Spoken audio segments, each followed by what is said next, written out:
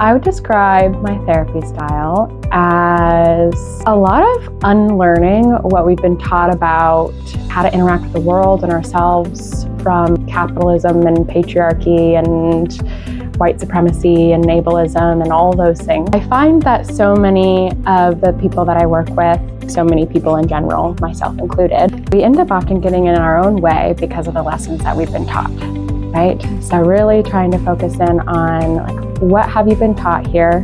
Does this come from something that you truly believe in? Or does this come from something that has been handed to you from a really oppressive system? And then how can we start to distinguish where this maybe core belief or rule or value, where does this come from? Do we want to uphold it? And then what could it look like to not uphold it? And oftentimes that looks like letting our body be the guide.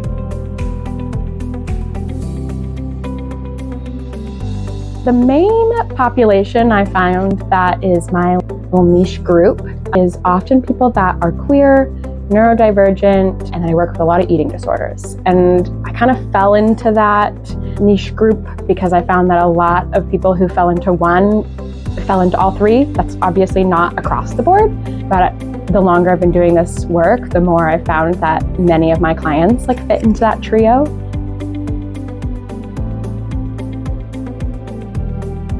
Within that trio, there are commonalities of a lot of trauma, a lot of wanting to really achieve a sense of belonging that again causes us to uphold those systems that are not very helpful to ourselves. I find that most of us want our brains to be the guide because we're taught all of these things and we're well, I'm not allowed to listen to this body cue that I'm having because that would make me bad in X, Y, or Z way because of what I've been taught. But maybe I can learn that maybe it's not the end of the world, or maybe I'm not a bad person, or maybe it's actually okay if I let, say, my body tell me I'm hungry and I take a break to do that, right? Instead of working through breaks. The clients that I see are stepping down from eating disorder treatment centers or are in recovery to some extent of time, or maybe are at the beginning of their process of being maybe I have some really big feelings around my body and food,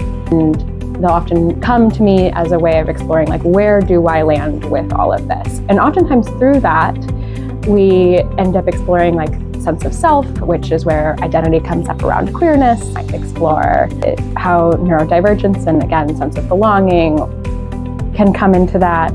Going back to my previous example, maybe we achieve a sense of belonging by having a really strong work ethic. And it's oh, my boss and my colleagues will really like me if they see that I'm working really, really hard and sacrificing my own self and body in the process of wanting to achieve this sense of belonging.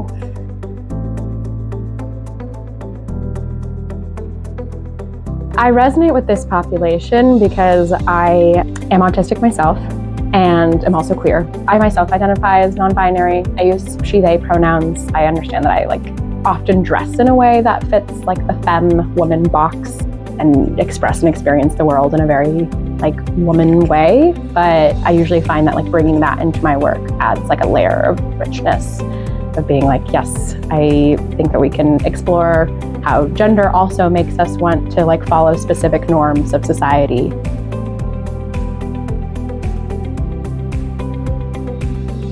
I think that, I'll speak in I statements. I'm certainly drawn to this work from my own experiences, right? My own experiences of feeling like an outsider or feeling like I have to change myself to fit in with the world or be likable.